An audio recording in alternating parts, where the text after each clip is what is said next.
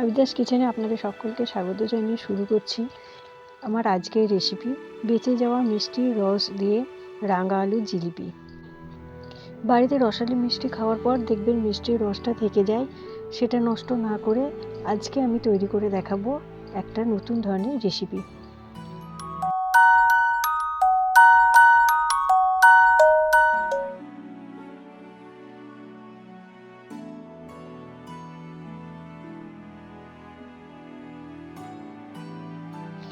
রাঙা আলু জিলিপি তৈরি করার জন্য প্রথমেই আমার লাগবে রাঙা আলু।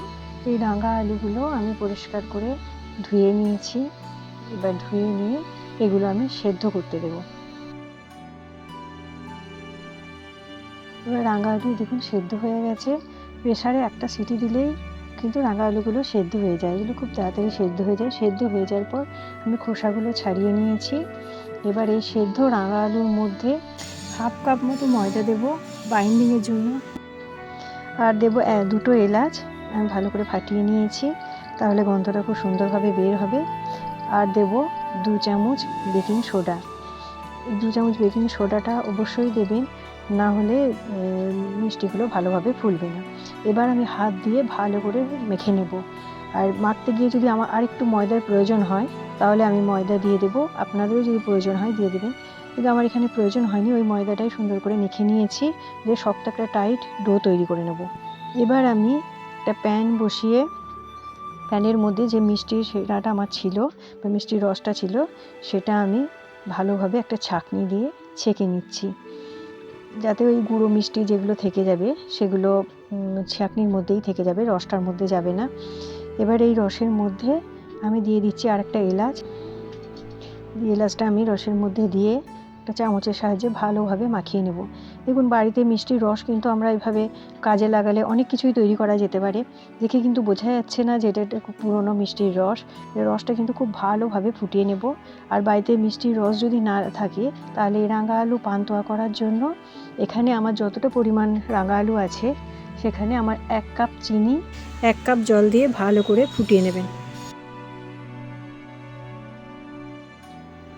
দেখুন রসটা ভালোভাবে আমার ফুটে উঠেছে। এবার আমি এর মধ্যে দিয়ে দিলাম 1 পিস লেবুর রস। লেবুর রস দিলে চিনির রসটা জমাট বাঁধে। রসটা রেডি হয়ে যাওয়ার পর আমি 2 হাতের তালুর মধ্যে ভালো করে তেল বা ঘি এরকম করে লাগিয়ে নেবেন। দিয়ে আমি একটা থালার পিছনেও তেল লাগিয়ে নিয়েছি।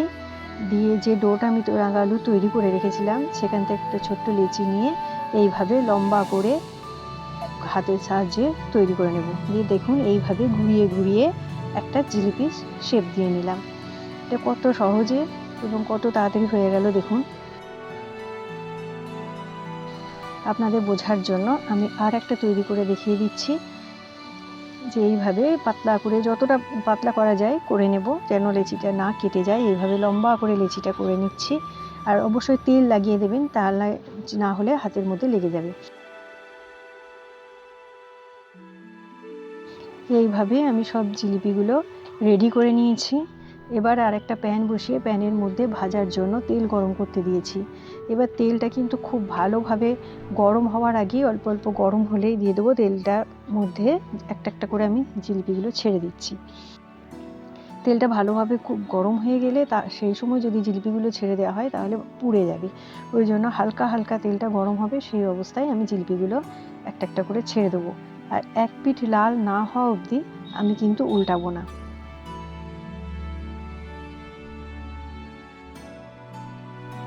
দেখুন একদিক লাল হয়ে গেছে, এবার আমি আর একটা দিক উল্টে দিচ্ছি। এইভাবে উল্টে পাল্টে লাল লাল করে ভেজে নেব।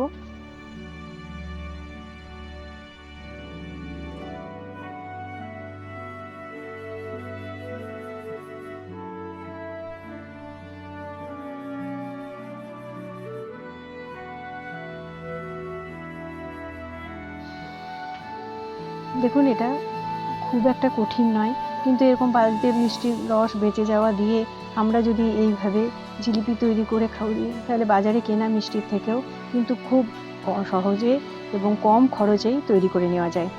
আর এগুলো দেখুন আমার লাল করে ভাজা হয়ে গেছে, ঠিক এইভাবে কালারটা আসবে।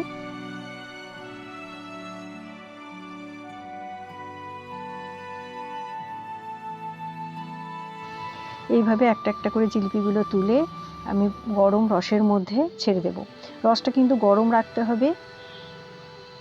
গরম রসের মধ্যে দেওয়ার পর এটা আমি 2 থেকে 3 ঘন্টা ভিজতে দেব।